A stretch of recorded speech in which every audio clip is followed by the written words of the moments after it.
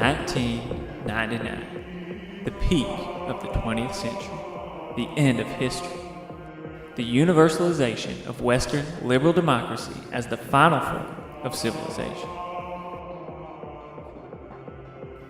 The year that The Matrix gave us a glimpse of the inevitable techno-apocalypse into which late industrial society would soon descend. But it was also a year that saw the release of another sci-fi classic, Baby Geniuses.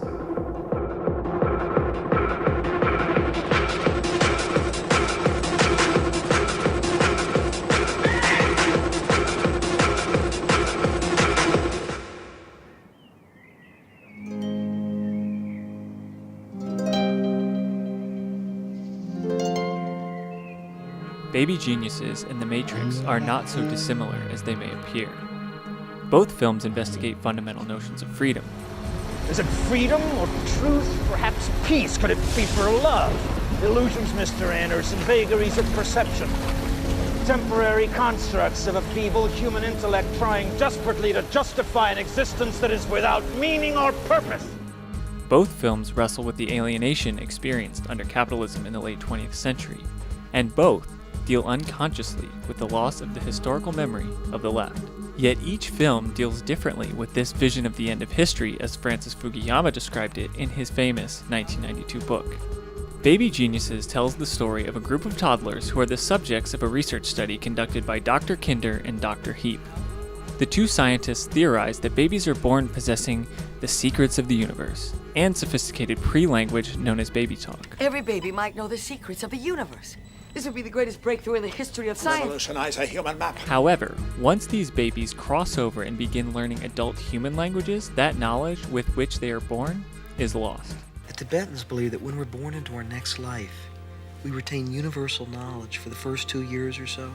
Then we learn to talk, and we forget it all. Thus, the film posits that human beings are born existing in some sort of ideal form superior to our own. But with the introduction of language, their reality is fundamentally changed. Language introduces a new system for understanding the world that blots out their innate, natural understanding of reality.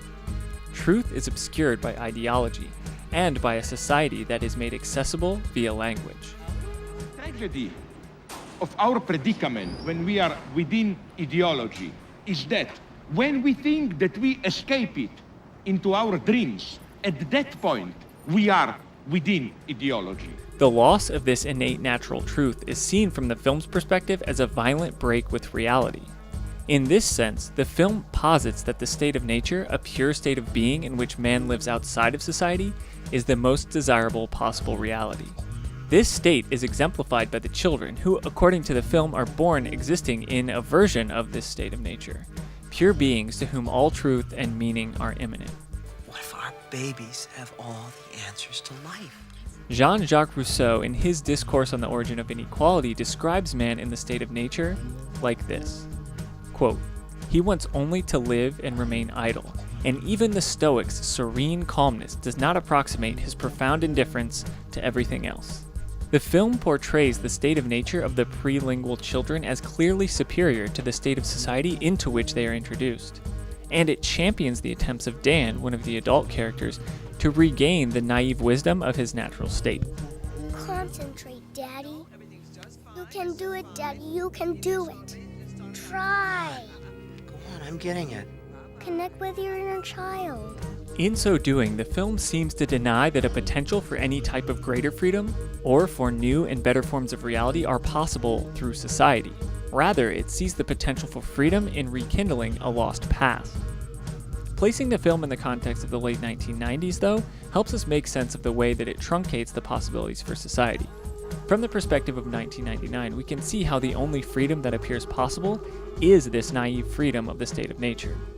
The collapse of the Soviet Union 10 years prior left no legitimate challenger to Western liberal capitalist hegemony. The neoliberal world order seemed to be the final form that society would take, and that form appeared to many, whether consciously or not, as one that was decidedly not free. Thus, the impulse to retreat from society into a prehistoric form of freedom is understandable.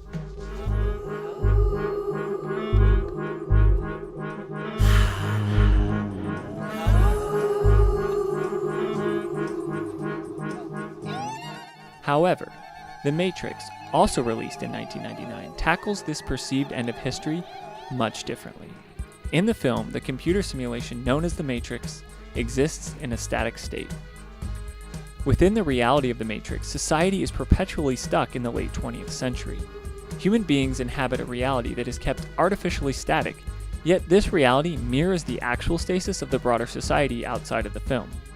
Like Baby Geniuses, The Matrix poses that an escape from this static reality is necessary in order to achieve freedom. Baby Geniuses' approach to the problem, however, is reactionary, while The Matrix is much more progressive. Baby Geniuses poses a retreat to nature, a retreat to an earlier pre-societal Eden-esque form of existence, whereas The Matrix deals with the problem by pointing to something new, by pointing to a solution that confronts the dominant power structures directly rather than retreating from them. You take the blue pill, the story ends, you wake up in your bed and believe whatever you want to believe. You take the red pill, you stay in Wonderland, and I show you how deep the rabbit hole goes. By taking the red pill, the ideology of the Matrix is revealed to Neo for what it is. His reality is fundamentally and violently altered in a way that is similar to the change experienced by the children in Baby Geniuses when they discover adult human language. Yet this change for Neo represents something different than it represents for those children. Upon discovering the extent of his unfreedom, Neo is recruited to join a mass, organized fight to overthrow the administrators of this ideology in hopes of creating a new form of reality and a new form of freedom. Unfortunately, Baby Geniuses never offers a vision of freedom beyond the narrow liberties of the state of nature. But, thankfully, the end of history seems to be over. The neoliberal consensus seems to be collapsing, but the figures who have arisen to inherit the mantle of the various capitalist world states are all reactionary nationalists, baby geniuses. But Brexit and Donald Trump have at least shown us that neoliberalism is not the end of history. Change is possible. All we have to do is wait for Morpheus to come along and slip us a red pill.